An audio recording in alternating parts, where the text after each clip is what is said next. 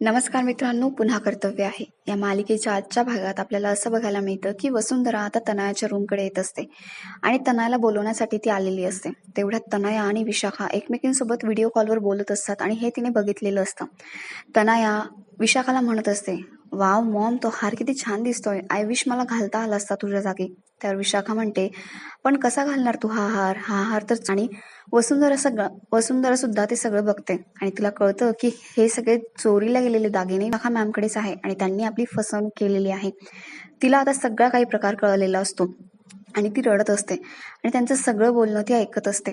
तेवढ्यात आता phone cut होतो आणि वसुंधरा म्हणते, मला कोणी बघण्याच्या आतमध्ये जायला हवं. ती आता तनयाला बोलवायला गेलेली असते आणि म्हणते, तनया चल, गणपती बाप्पांचं आगमन झालंय, तुला सगळ्यांनी बोलवलंय.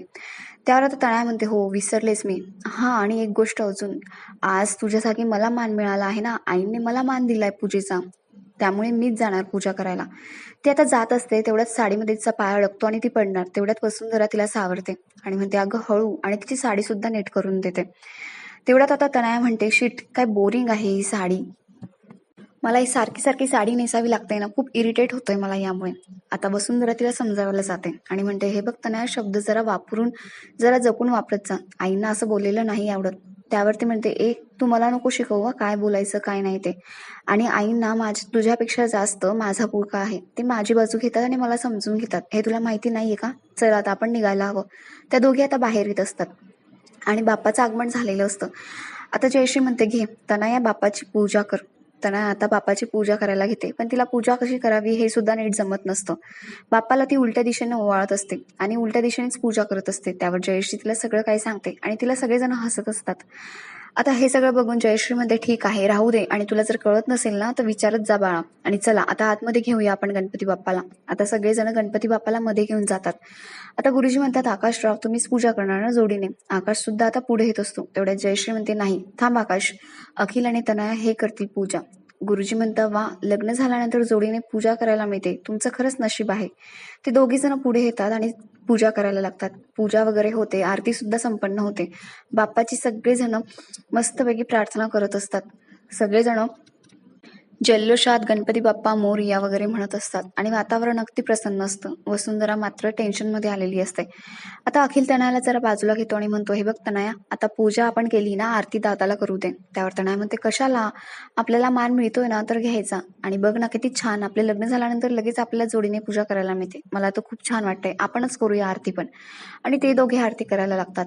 आता आरती वगैरे सगळं झाल्यानंतर वसुंधरा म्हणते, आकाशराव, आपण जोडीने पाया तरी पडूया का गणपती बाप्पाच्या? तेव्हा ते जोडीने नमस्कार करतात. आकाश म्हणतो की मला जरा काम आहे अखिल, आणि मी जाऊन येतो.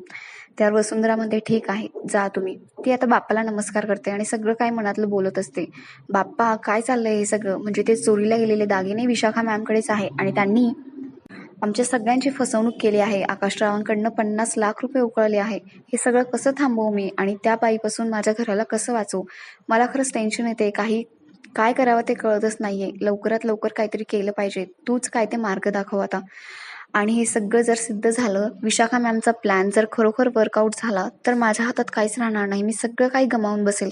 गुरुजी म्हणतात, तुम्ही टेन्शनमध्ये दिसताय, पण काही काळजी करू नका. ते वसुंधरेला प्रसाद देतात आणि म्हणतात, सगळं काही बाप्पावर सोडा, त्याच्यावर विश्वास ठेवा आणि स्वतःवरही विश्वास ठेवा.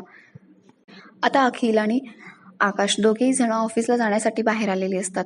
तनया अखिलला काही सोडतच नसते आणि म्हणत असते, बेबी लवकर घरी ये. तेवढ्यात आकाश म्हणतो, लव्ह बर्ड्स, थांबवा तुमचं आता सगळं काही.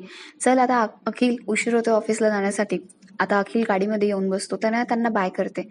इकडे वसुंधरेला वाटतं की आत्ताच्या आत्ता आकाशला ना सगळं काही सांगून टाकावं. माझ्या मनावरचं ओझं कमी होईल आणि त्या विशाखाचा खरा चेहरा सगळ्यांसमोर येईल. म्हणून ती धावतच बाहेर आलेली असते. पण तेवढं त्यांची गाडी निघून गेलेली असते आणि तिला बघून मग तनया म्हणते, काय ग वहिनी, काय झालं, एवढी धावत का आलीस? त्यावर आता वसुंधरा म्हणते, काही नाही, मला आकाशरावांना मिठाईबद्दल सांगायचं होतं. प्रसादाला मिठाई आणायची होती ना, म्हणून ते सांगण्यासाठी आले होते. आता तनया म्हणते, नक्की मिठाई सांगायची होती ना, की दुसरं काही महत्वाचं सांगायचं होतं? त्यावर वसुंधरा म्हणते, नाही, तेवढंच सांगायचं होतं, आणि ती पटकन आतमध्ये निघून जाते. पण तनयाला मात्र डाऊट आलेला असतो की वसुंधरेला नक्की काहीतरी वेगळं बोलायचं होतं ते. पण वसुंधरा तिला काही सांगतच नाही आणि रूममध्ये येते. रूममध्ये आल्यानंतर ती खूप रडायला लागते. तिला कळतच नसतं काय करावं ते. म्हणजे खरं सांगितलं तर विशाखा मॅम परत बदला घेतील आणि तिच्या पहिल्या पतीविषयी सगळ्यांना आणि आकाशला सुद्धा सांगतील. त्यामुळे तिला दोघीकडनं कोंडी होत असते आणि काय करावं ते कळत नसतं. फायनली आता वसुंधरा ठरवते की आकाशला सगळं काही सांगून टाकायचं. अगदी पहिल्या नवऱ्याविषयी, शार्दूलविषयी आणि विशाखा आणि तनयाच्या प्लॅनिंग विषयी सगळं काही आकाशला सांगायचं असं तिने ठरवलेलं असतं. ती आकाशला फोन करत असते पण आकाश काही फोन उचलत नसतो. नंतर तिच्या लक्षात येतं की आकाश ड्राईव्ह करत असणार. त्यामुळे ती म्हणते जाऊ दे, मी त्यांच्याशी बोलू नाही शकत पण त्यांना व्हॉइस नोट नक्कीच पाठवू शकते. त्यामुळे मी आता सगळं काही रेकॉर्ड करते आणि त्यांना पाठवून देते. वसुंधरा आता रेकॉर्डिंग ऑन करते आणि सगळं काही बोलून दाखवत असते. ती आकाशला म्हणत असते, आकाशराव मला माहिती आहे आज मी तुम्हाला जे काही सांगणार आहे ना ते खूप महत्वाचं आहे आणि ते ऐकल्यानंतर कदाचित तुम्ही माझ्याशी बोलणार नाही आणि कदाचित आपण वेगळे पण होऊ. पण माझंही तुम्हाला सांगणं खूप महत्वाचं आहे आणि माझ्यावर विश्वास ठेवा. यातील शब्द ना शब्द खरा आहे आणि याची मी माफी मागते की मी हे सगळं तुम्हाला खूप उशिरा सांगते.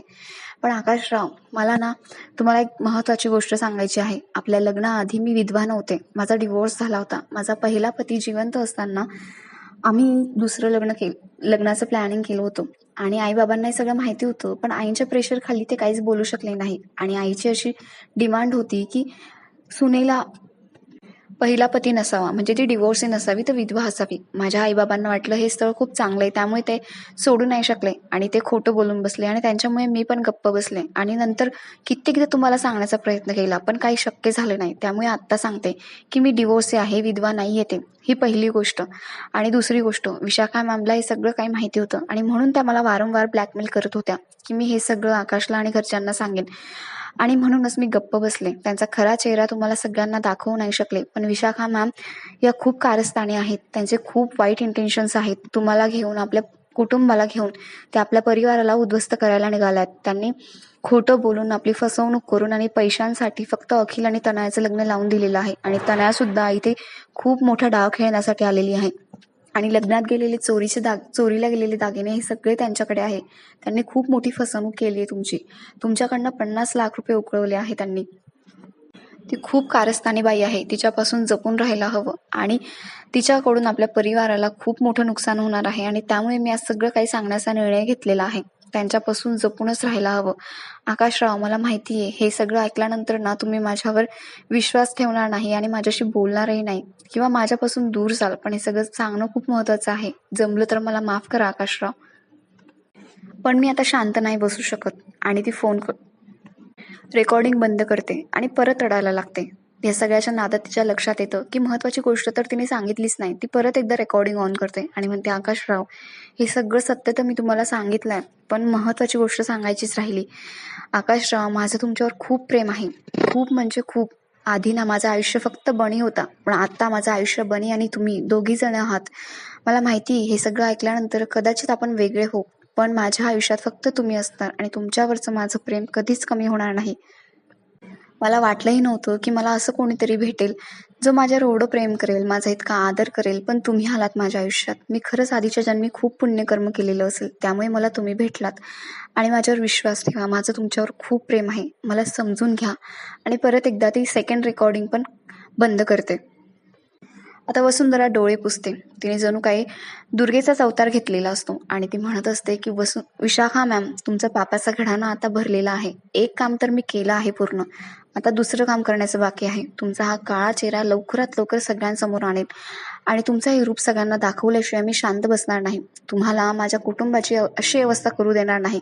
तुम्ही आकाशरावांना, सगळ्या कुटुंबाला फसवलं आहे आणि तुमचं हे सत्य मी सगळ्यांसमोर आणल्याशिवाय राहणार नाही.